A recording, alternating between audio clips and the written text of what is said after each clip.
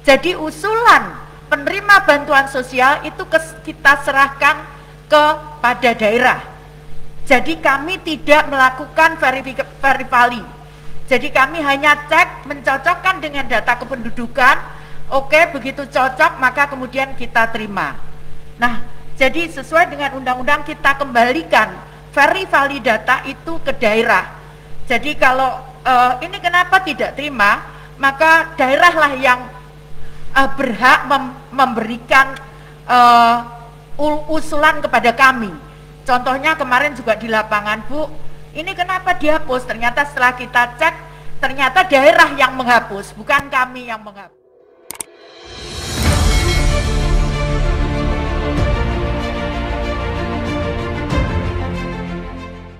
Dalam rangka PPKM, maka pemerintah memberikan kelebihan atau bantalan, kalau istilahnya Bu Sri Mulyani, yang lebih besar dibandingkan kondisi normal.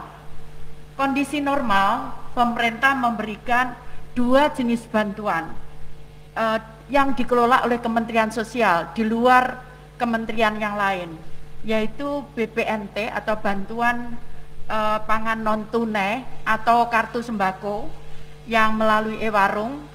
Nah, dan PKH, program keluarga harapan, itu dalam kondisi normal.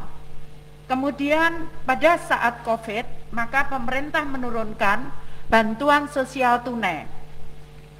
Kalau BPNT atau kartu sembako itu nominalnya per kepala keluarga itu Rp200.000. Kemudian untuk PKH itu tergantung, karena itu meskipun PKH jumlah keluarga penerimanya tuh 10 juta, namun impact daripada penerima bantuan, karena satu keluarga bisa 2-3 orang yang menerima bantuan. Kalau mereka punya anak SD, SMP, SMA, maka mereka bisa menerima 5 jenis atau 4 jenis bantuan, tergantung keluarganya, sehingga total sebetulnya yang dibantu oleh pemerintah itu dari PKH 33 juta sekian.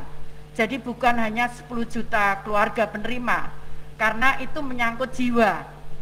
Kemudian bantuan sosial tunai pada saat awal 2021, karena diprediksi saat itu bahwa COVID akan selesai di bulan April dengan pertimbangan-pertimbangan bermacam-macam termasuk vaksin, maka kemudian bantuan sosial tunai yang diberikan kepada 10 juta keluarga penerima manfaat itu diberikan dalam 4 bulan. Nominalnya Rp300.000 per bulan, 10 juta. Nah, kemudian perlu kami sampaikan bahwa BPNT atau kartu sembako dan PKH itu beriringan. Jadi sebagian besar keluarga PKH, keluarga penerima bantuan PKH itu juga menerima bantuan BPNT atau kartu sembako. Sehingga saat terjadi PPKM kemarin, diputuskanlah penerima PKH dan bantuan sosial tunai diberikan tambahan beras masing-masing 10 kilo. Jadi kalau kita hitung keluarga penerima PKH 10 juta, kemudian BST itu 10 juta, totalnya 20 juta, masing-masing menerima 10 kg beras. Di perjalannya adalah setelah kita hitung bahwa tadi saya sampaikan bahwa keluarga BPNT penerima bantuan sembako ini jumlahnya 18.800.000, itu yang gandeng dengan PKH itu 10 juta. Artinya ada 8.800.000 keluarga yang belum menerima bantuan beras. Nah, ini di bulan Juli ini disusulkan 8.800.000 kepala keluarga mendapatkan tambahan beras selain yang 20 juta tadi. Nah, kemudian ini sesuai dengan undang-undang, ini mungkin juga menjawab pertanyaan dari teman dari BBC, kalau nggak salah BBC, itu disampaikan bahwa bagaimana banyak yang belum menerima. Jadi kami kembalikan bahwa sesuai dengan Undang-Undang Nomor 13 Tahun 2011, sejak Januari saya menyerahkan data itu ke daerah. Jadi usulan penerima bantuan sosial itu kita serahkan kepada daerah. Jadi kami tidak melakukan verifali.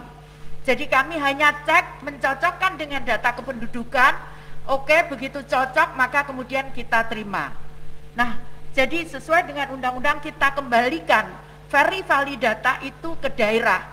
Jadi kalau ini kenapa tidak terima, maka daerahlah yang berhak memberikan usulan kepada kami.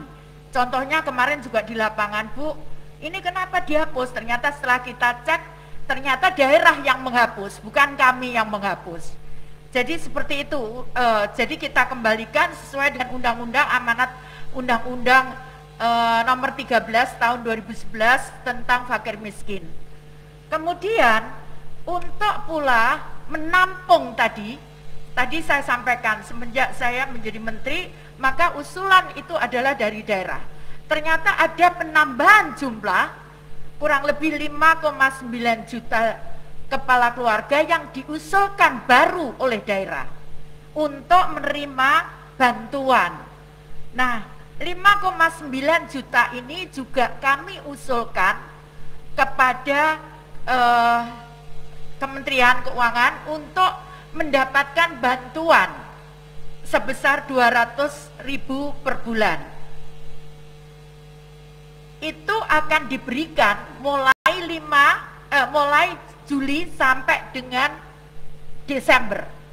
Jadi penerima bantuan BPNT tunai, bantuan pangan non tunai atau sembako itu totalnya 18,8 juta ditambah 5,9 juta baru sesuai usulan daerah.